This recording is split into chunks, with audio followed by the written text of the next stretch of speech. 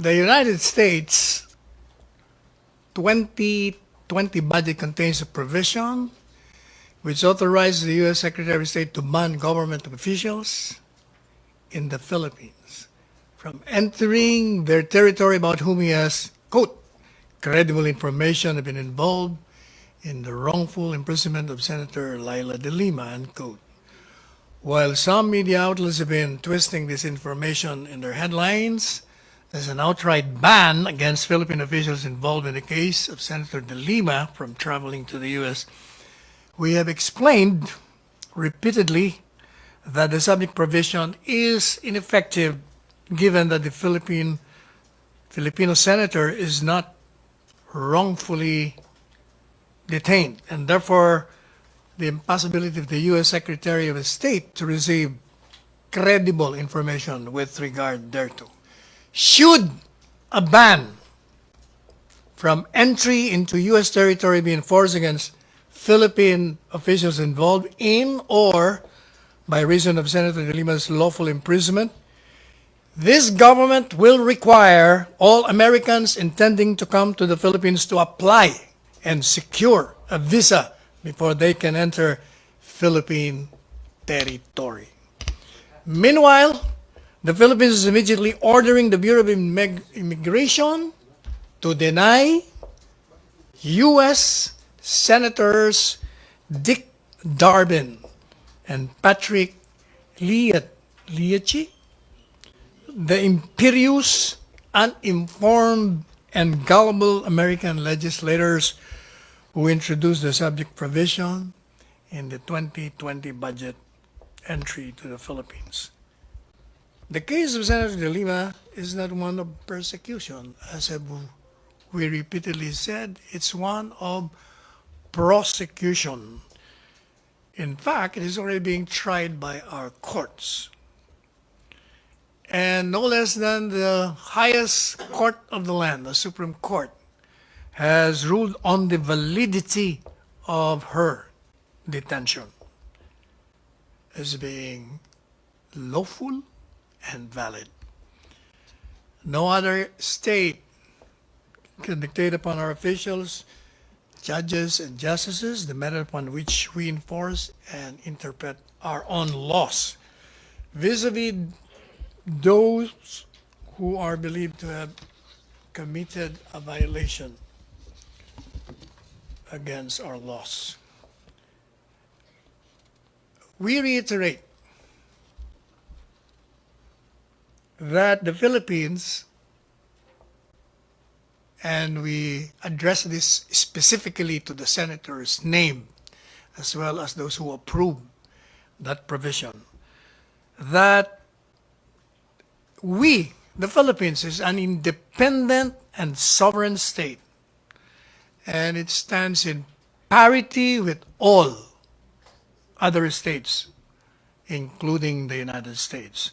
And any form of pressure that is deemed or tantamount to an interference into our established justice system or other processes shall be reciprocated in accordance with our municipal law as well as public international law or the law of nations.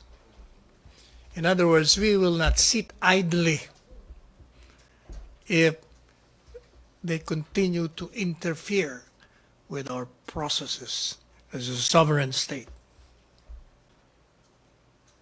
Question, MPC. Henry. Secretary, clarification lang. Kasi dito sa, nakalagay dito sa US Embassy website, US citizens planning to enter and visit the Philippines for 30 days or less do not need a visa prior to travel to the Philippines, provided their US passport is valid until they have a valid return ticket. Anong ibig sabihin nun nito? Lahat lang, hindi lang ho yung tourist visa?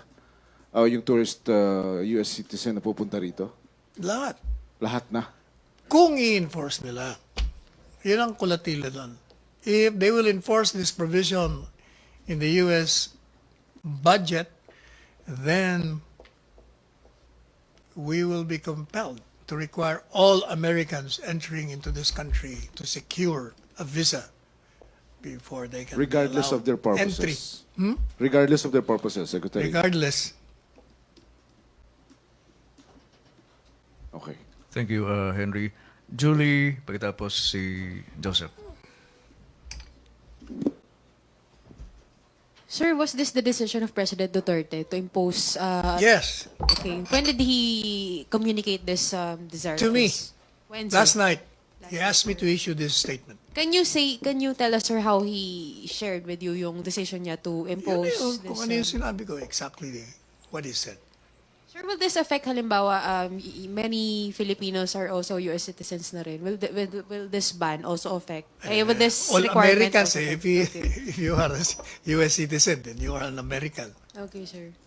Tapos, sir, can you describe to us yung sentiment ni President Duterte? Was he angry na ganito yung naging kahinatnan? Kasi it has been a few days since You don't have to be this came angry to issue that statement when your sovereignty is being assailed.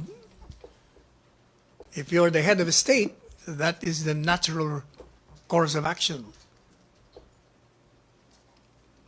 that one takes. Julie, follow up. Joseph.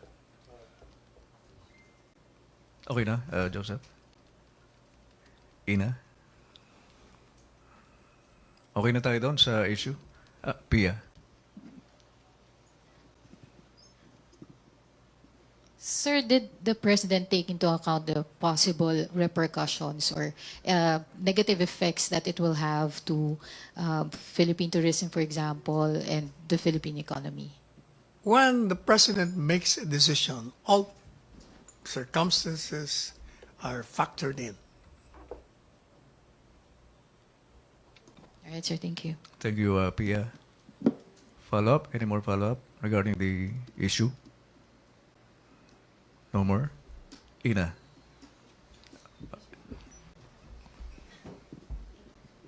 Sir, is there any effort by the perhaps Department of Foreign Affairs to communicate with with U.S. officials about the president's sentiments about that law?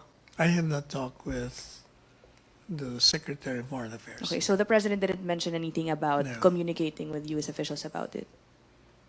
Thank you, sir. Salamat, Ina. Other topic? MPC? No more? Julie? Sir, balikan ko lang yung kay Trump, yung invitation ni President Duterte kay Trump. So, did the president change his mind after what he said to you About? yesterday? About visiting the US? Kasi di ba in-invite ni Trump? He said he never intended to visit the U.S. naman, ever since. Okay. After, he said this last night. After nang inutos Repeatedly, sa inyo. many Okay. times, every time nakausap ko yun naman ang sinasabi na. Okay, sir. From the very beginning, di ba? During the campaign, sinabi niya na rin. But did he say, sir, if this latest development concerning the US budget provision made a dent on his whatever his desire If I is to- remember correctly, he said he would respond to the letter invitation and decline it. Yeah, decline it formally, sir? will decline. He will decline it formally na, sir. Yung... Tapos, sir, did he also mention, kasi since it was US President Trump who signed the budget law, so does the president think less of President Trump now? Kasi No, they're kasi friends, di ba? unang-una, I have already repeatedly said, it's not naman self-executory. The law itself says if there is credible information received by the one who will decide, and the one who will decide will be the Secretary of State. And that is why even the ambassador, as I related to you when we had an encounter in one party the other night, said, it's Congress naman. So it's safe to say, sir, that President Duterte does not hold it against US President Trump if No. he signed a budget law containing that No. provision, even if it's conditional. No. Okay, thank you, sir. Thank you, Julie.